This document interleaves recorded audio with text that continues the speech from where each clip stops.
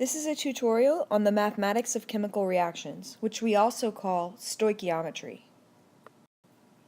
So stoichiometry is about the relationships between the different chemicals in a reaction.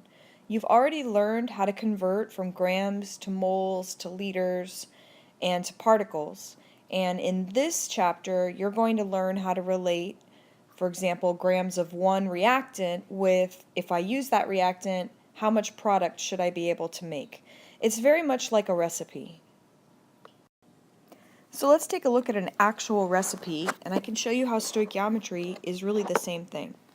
So let's suppose that this is our recipe for making cookies. 2 teaspoons of vanilla, 1/3 cup of oil, 2 cups of flour, 3 eggs, and a 1/2 cup of sugar. And if you mix those ingredients, you would have the amounts to make 1 dozen cookies. So the question says, what if I want to bake 8.5 dozen cookies? How many cups of oil will I need? Okay, so in a stoichiometry problem, what you'd do is you would start by writing down the piece of information that was given, which is 8.5 dozen cookies. And then we would go to our equation and we would look at the relationship between the dozens of cookies and the amount of oil. So for every 1 dozen cookies, I'm getting this from up here, I need 1/3 cup of oil. So this is my relationship between oil and dozens of cookies. Now, dozens would cancel, and I would do 8.5 times 1/3, and that would give me 2.8. So I would need 2.8 cups of oil to make my cookies. Let's look at another one. I have 8.5 teaspoons of vanilla. So I would write 8.5 teaspoons of vanilla, and they want to know how many dozen cookies I can make. So again, my relationship between teaspoons of vanilla and dozens of cookies would be, I go back up to the top, for every 2 teaspoons of vanilla, I make 1 dozen cookies. So my relationship is 2 teaspoons of vanilla make 1 dozen cookies. And again, I can now cancel my units. Teaspoons of vanilla would cancel, and to get my answer this time, I would do 8.5 divided by 2, which would be 4.25. That's how many dozen cookies I would be able to make. So this is using, obviously, a recipe, but stoichiometry is based on the exact same thing. So when we look at this chemical equation, 2 hydrochloric acids react with 1 zinc to make 1 zinc chloride and 1 hydrogen molecule. These should be subscripts. Alright, so this is the relationship. So that's telling me, I can interpret that to mean that for every 2 hydrochloric acids, they would react with 1 zinc, they would make 1 zinc chloride, and they would make 1 hydrogen molecule. Or that would also mean that 2 moles of hydrochloric acid would react with 1 mole of zinc to make 1 mole of zinc chloride and 1 mole of hydrogen gas. And you might say, well, I don't understand. How would moles be the same? Well, remember, moles is an amount. So if 2 hydrochloric acids react, then that would mean that 2 times 6.02 times 10 to the 23rd hydrochloric acids would react with 6.02 times 10 to the 23rd zincs, and they would make 6.02 times 10 to the 23rd zinc chlorides and 6.02 times 10 to the 23rd hydrogens. That's the relationship between them. So just like it would take 2 molecules of this to react with one of these, it would also take 2 moles of this to react with 1 mole of these. So let's take a look at the problem. How many moles of hydrochloric acid react with 2.3 moles of zinc? So here's how you set this up. You always start with the piece of information that you've been given, which is 2.3 moles of zinc. Now, we have zinc, and we want to know hydrochloric acid. So we put the one we want to know on the top, the one we want to cancel on the bottom, And now we look at our relationship. So for every 1 zinc, we need 2 hydrochloric acids. And now we solve it. So in this case, it would be 2.3 times 2, which gives us 4.6 moles of hydrochloric acid. Now let's look at one more. So for our second one, they're asking us how many moles of aluminum nitrate will be made when 0.75 moles of silver nitrate reacts, and they're giving you the equation. So again, our first step is to start with the one piece of information you've been given, which is 0.75 moles of silver nitrate. Now, they're giving us silver nitrate. They're asking us for aluminum nitrate. So we're going to put the one they're asking for on the top and the one we want to get rid of on the bottom. And now we go to the equation to look at the relationship. And the relationship is that for every 3 silver nitrates that go in, 1 aluminum nitrate comes out. So in this case, to solve the problem, we would do 0.75 divided by 3 because it's on the bottom. So 0.75 divided by 3 gives me 0.25 moles of aluminum nitrate that would be produced. Okay, so now we're going to take it a step up. Now here's the thing.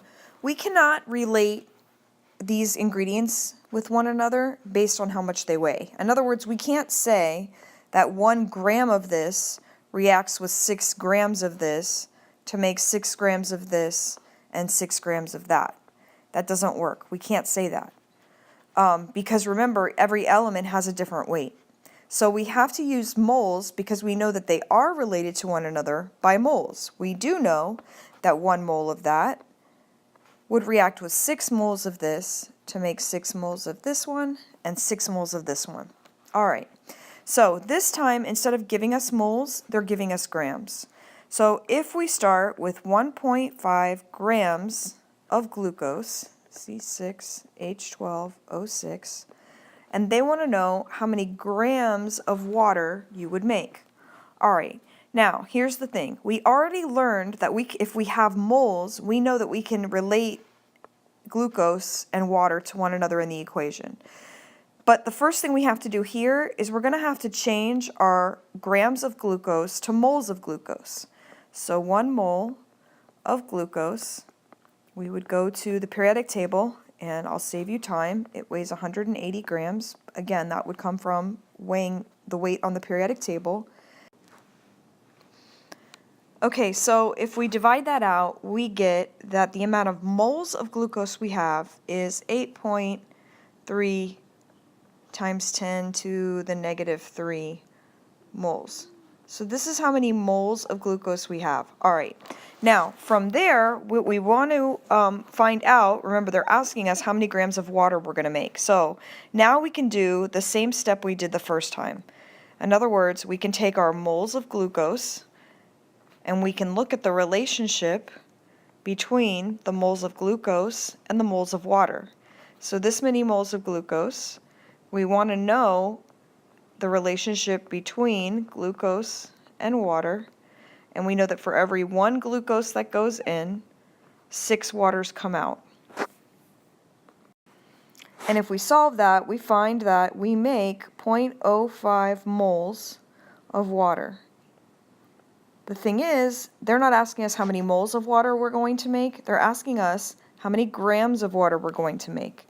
So we could now take our answer, our 0.05 moles of water, because we know this is how many moles of water are going to be made, and we can convert this to grams because we know that 1 mole of water weighs, and you would go to the periodic table, oxygen is 16, and then you have 2 hydrogens, so a mole of water weighs 18 grams, and when you work this out, you find that you make 0.9 grams of water. And this would actually be your answer to the problem. Now, here's the issue with this. We basically did 3 problems here to solve this. We already knew from our previous slide that we can relate moles of one thing, in this case the glucose, to moles of something else. The problem is they didn't give us moles.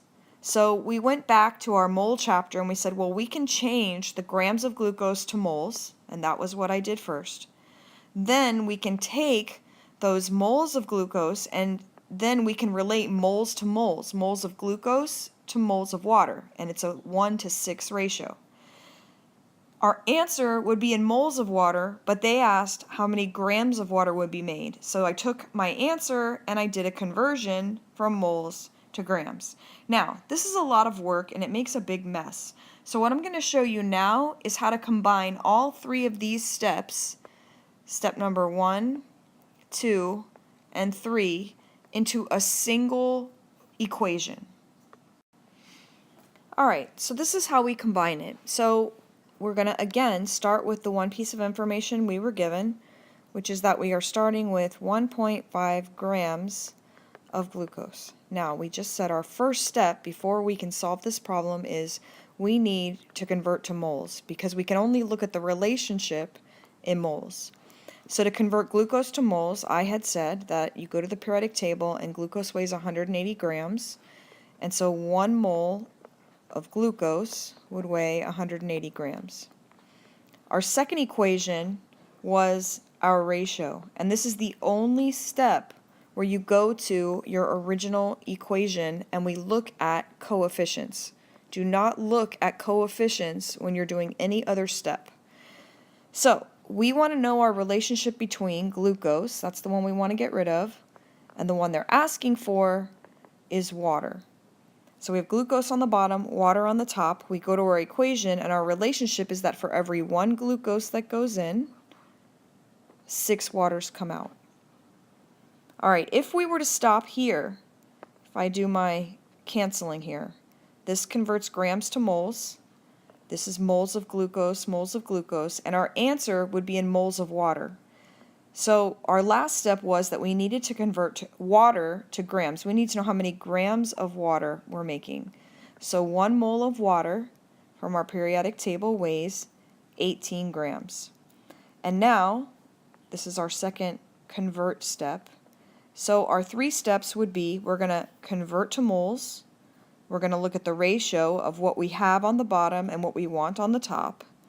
And in the end, we're going to basically convert our answer to grams of that thing that we were looking for. And when you work this out, you're going to find that you get the same exact answer. So we go like this, 1.5 divided by 180, because it's on the bottom, multiply by 6, because it's on the top, multiply by 18, because that's on the top, and our answer again comes out to 0.9, or significant digits wise, since there's 2 here, I guess it would be 0.90 grams of water. Notice that we did this whole thing this time using one single equation rather than 3 separate equations. 1, step 2, step 3. So let's look at another problem. And you're going to notice that you follow the same steps every single time. This doesn't change. So we are given, that's our first step, 2.3 grams of aluminum. So we're starting at aluminum. Now we need to see what they're asking for. They want to know what mass of aluminum oxide will be made, which is this one. So we're being given aluminum, we're asked for aluminum oxide. Since they gave it to us in grams, our first step is that we have to convert to moles because we can only relate these things to each other using moles. So we would go to the periodic table and find that aluminum weighs 27 grams per mole. That's our first step. Alright, if we stopped here, all we've done is convert to moles. Our second step is to look at the relationship between the thing we have, which is our aluminum, and the thing they're asking for, which is the aluminum oxide. So if we look at this, our relationship is for every 2 aluminums that go in, 1 aluminum oxide comes out. So 2 aluminums to 1 aluminum oxide. If we stop there, our answer will be in moles. So our final step is that we want to convert our answer at this point to grams. So 1 mole of aluminum oxide, and we go to our periodic table, and aluminum weighs 102 grams, or aluminum oxide I mean. And now let's double check that we've set this right. This will convert our grams to moles of aluminum. Next is our relationship, our ratio between our aluminum moles and our aluminum oxide. And then in our last step, we're converting our moles of aluminum oxide to grams of aluminum oxide. And so this time what we'll do is we will start with 2.3, divide by 27, divide by 2, and multiply by 102. And when you do that, working across, you get 4.3 grams of aluminum oxide would be produced. And that's our answer. Okay, so here's one more practice problem. What mass of sodium hydroxide will be produced when 0.25 grams of sodium react with water? So our first step, let's write down the information we started with. So 0.25 grams of sodium. That's what we're starting with. What are we looking for? We're looking for how much sodium hydroxide we're going to make. But our first step, since they gave us grams, is we have to convert, always. So 1 mole of sodium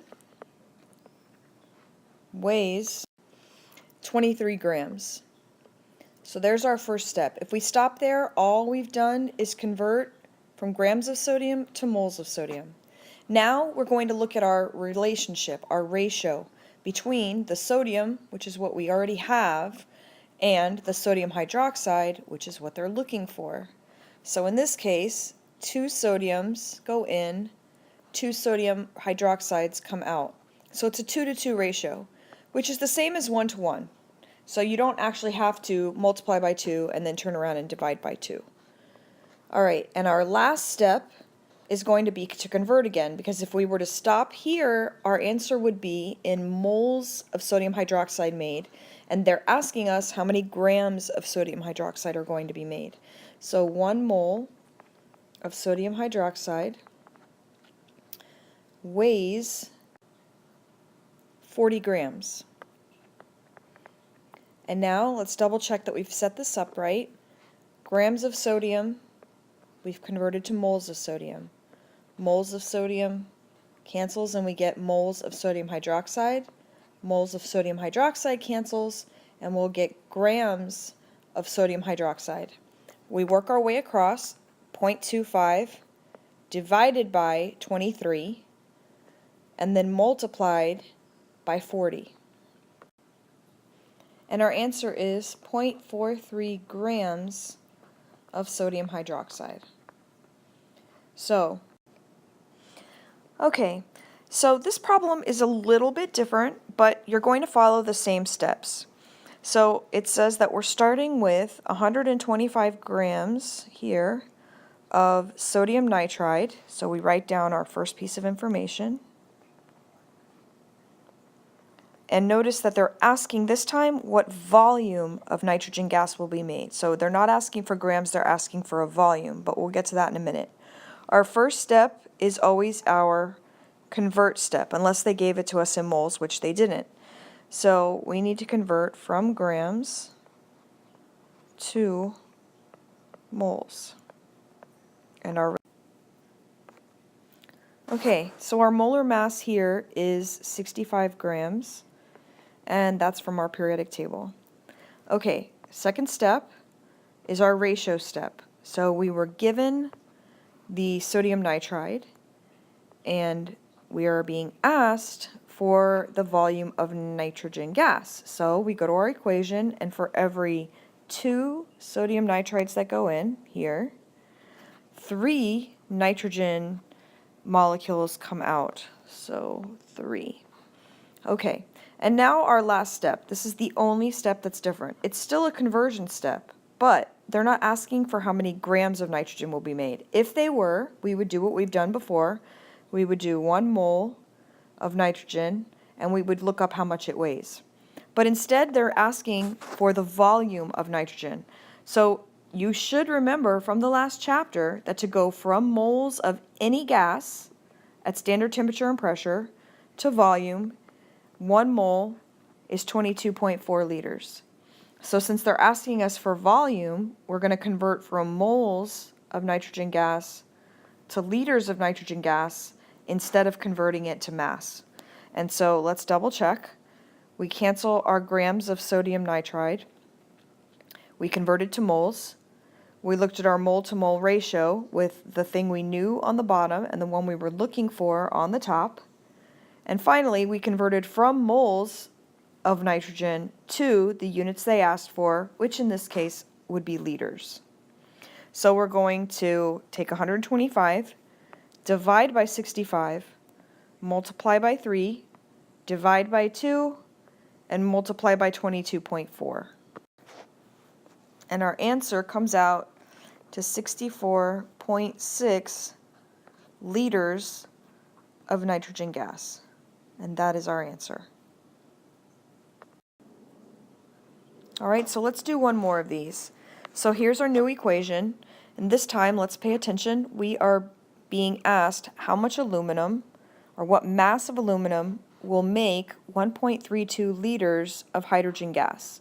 So our one piece of information we've been given is 1.32 liters of hydrogen gas.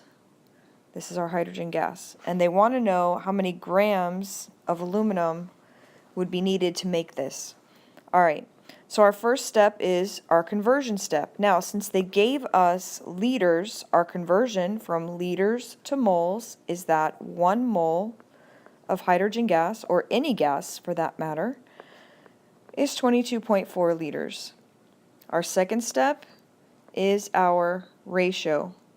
And our ratio is going to be between the one we were given, which is our hydrogen, and the one they're asking for, which is the aluminum. And the relation is, for every 3 hydrogens, we need 2 aluminums.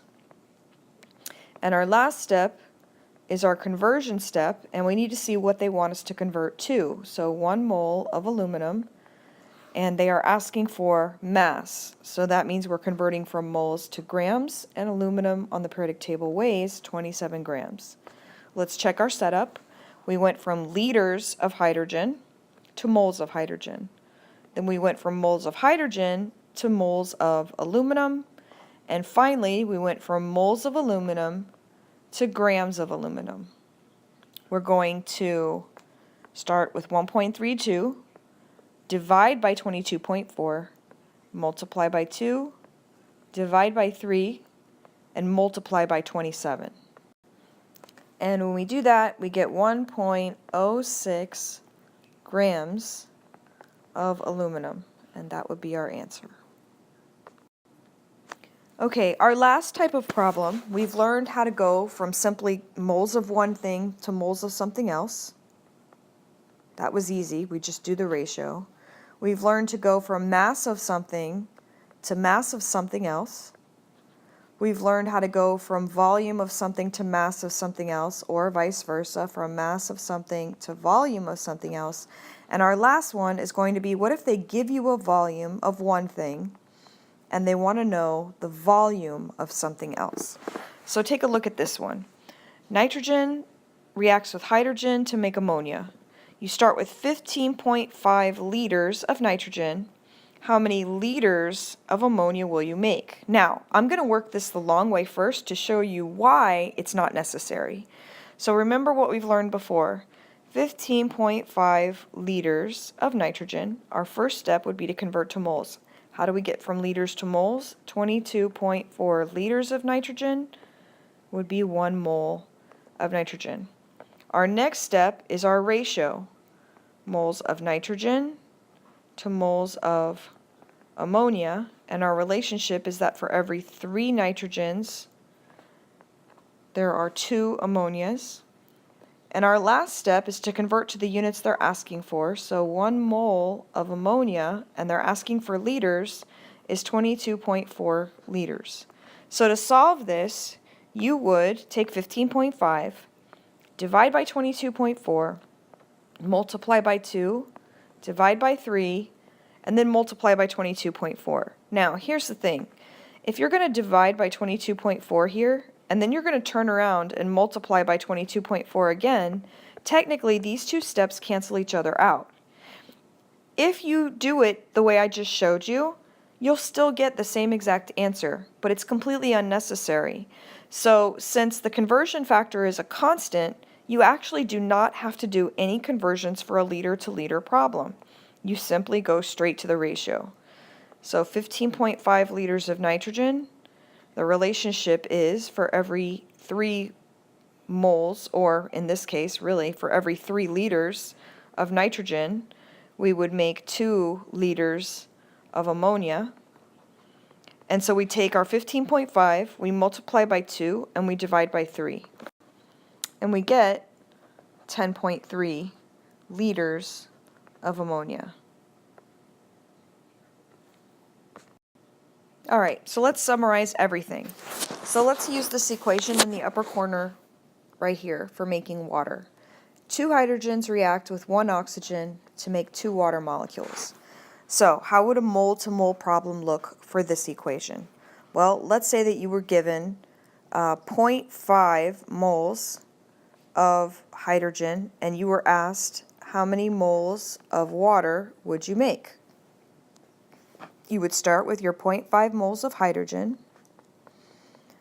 and we would simply go straight to our ratio because we know that moles are related to one another. We'd look at our moles of hydrogen compared to moles of water, and we would find, if we go to our equation, that for every 2 moles of hydrogen that go in, 2 moles of water come out, which means those are going to cancel. So therefore, if I started with 0.5 moles of hydrogen, I would make 0.5 moles of water. So for a mole-to-mole problem, you simply use the coefficients and set up a ratio. Here's our second problem type, gram to gram. So let's say you're told you start with 5 grams of hydrogen and you're asked how many grams of water you would make. All right, our first step is going to be to convert 2 moles, conversion step. So 5 grams of hydrogen, 1 mole of hydrogen weighs, we go to the periodic table, 2 grams. Next, our relationship from the equation, moles of hydrogen on the bottom to what we're looking for, moles of water on the top, and that's a 2-to-2 ratio. Notice that all we've really done is taken this middle step here, and it's our middle step here too. And finally, they're asking for grams of water, so we do a conversion from moles of water. Periodic table would tell us that water weighs 18 grams to grams of water. And then we would work our way across. Grams cancels, moles of hydrogen cancels, moles of water cancels, and our answer ends up in grams of water. Our third type of problem is our gram to liter or liter to gram. So let's say, for example, we are given the same exact problem as before. We start with 5 grams of hydrogen, but we want to know this time how many liters of water vapor would be made at standard temperature and pressure. Well, guess what? Our first step is going to look exactly the same. We're converting to moles. So 1 mole of hydrogen weighs 2 grams. Our second step is also the same. It's our relationship between the hydrogen and the water. And now our last step is the one that's different. Since they're not asking for grams of water, but instead are asking for how many liters of water, we know that a mole of any gas at standard temperature and pressure occupies 22.4 liters. And again, we can double check our math here. Grams of hydrogen got canceled. We converted to moles. Moles of hydrogen was canceled because we converted from moles of hydrogen to moles of water. And now moles of water gets canceled and we converted to liters of water. And so our answer this time would be in liters of water. Our final type up in the corner here, was our liter to liter equation. So I'm going to make a little space here. So let's say that you were told that you were starting with 5 liters of hydrogen gas at standard temperature and pressure, and you wanted to know how many liters of water would be made. Since it's a constant, 22.4, you do not have to convert to moles and then back from moles. You go straight to the middle step. 5 liters of hydrogen. Our relationship between liters of hydrogen and liters of water is a 2 to 2 relationship, which would therefore cancel. And so in this case, we would make 5 liters of water vapor. And that is a summary of how to do stoichiometry problems.